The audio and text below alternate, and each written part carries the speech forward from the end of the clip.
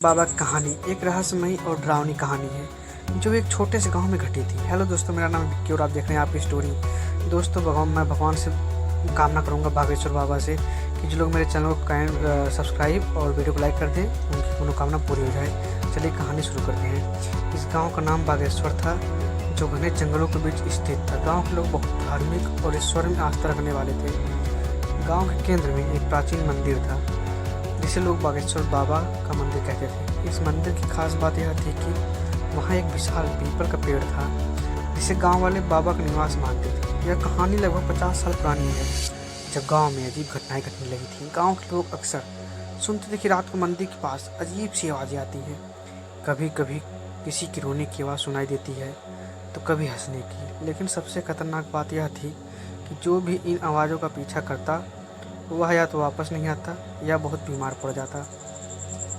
दोस्तों, कहानी पूरी सुनिएंगे तभी आपको मज़ा आएगा, नहीं तो ऐसे आपको मज़ा नहीं आने वाला है। चलिए। गांव में एक बुजुर्ग आदमी था, जिसका नाम हरिनाथ था।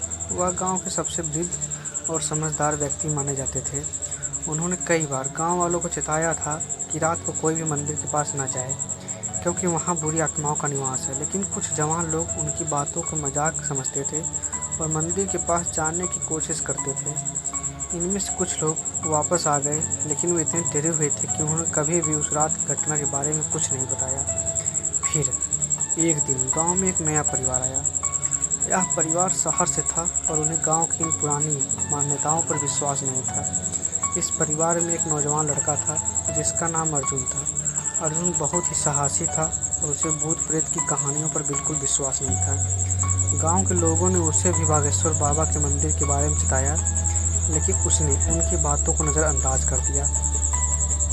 एक रात अर्जुन ने ठान लिया कि वह मंदिर जाकर देखेगा कि वहाँ क्या हो रहा है। उसने अपने दोस्तों से बात की और कुछ दोस्तों ने भी उसका साथ देने का फैसला किया।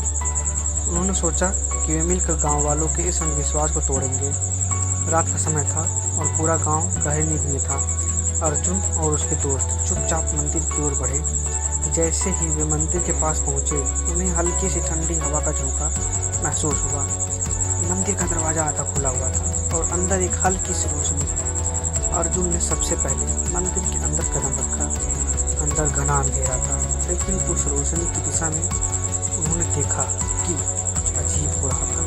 वहाँ एक पुरानी मूर्ति थी, जो देखने में साधारण लग रही थी, लेकिन उसके चारों ओर कुछ हलचल सी थी। अर्जुन ने ध्यान से देखा तो उसे मूर्ति के पीछे किसी साए की झलक मिली। अचानक ही मंदिर के अंदर भयानक आवाज़ें गूंजने लगी। अर्जुन के दोस्त डर कर बाहर भाग गए, लेकिन अर्जुन ने खुद को संभाला और आवाज़ का पीछा करने की ठानी। जैसे ही वह मूर्ति के पास पहुंचा, उसकी आंखों के सामने कुछ ऐसा हुआ जिसे वह कभी भूल नहीं सका। मूर्ति की आंखें चमकने लगी और उसकी जगह पर एक भयानक आकृति खड़ी हो गई। वह आकृति बहुत ही डरावनी थी। उसकी आंखें लाल थीं और उसके मुंह से खून टपक रहा था। अर्जुन को ऐसा महसूस हुआ जैसे वह खुद अपनी जगह पर जम गया हो। वह हिल भी नहीं पा रहा था। अचानक वह आकृति जोर से हंसने लगी और अर्जुन के करीब आने लगी। अर्जुन की सांसें थमने लगी। उसे लगा कि उसका अंत आ गया है, लेकिन तभी उसे किसी ने पीछे से खींच लिया। वह हरिनाथ थे, जो यह देखकर चौंक गए कि अर्जुन इतनी भयानक स्थिति में था।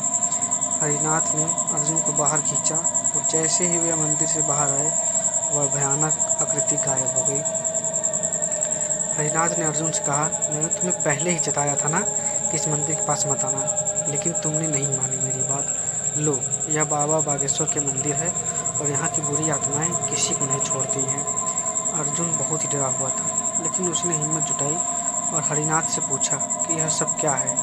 हरिनाथ ने उसे बताया कि यह मंदिर सदियों पुराना है और यहाँ एक साधु, जिन्हें बागेश्वर बाबा कहते थे, तपस्या करते थे। उनकी तपस्या के दौरान एक दिन कुछ बुरी आत्माओं ने उन पर हमला कर दिया था। बाबा ने उन आत्माओं को परास्त कर दिया, लेकिन उनकी आत्माएं मंदिर के आसपास भटकती रहीं।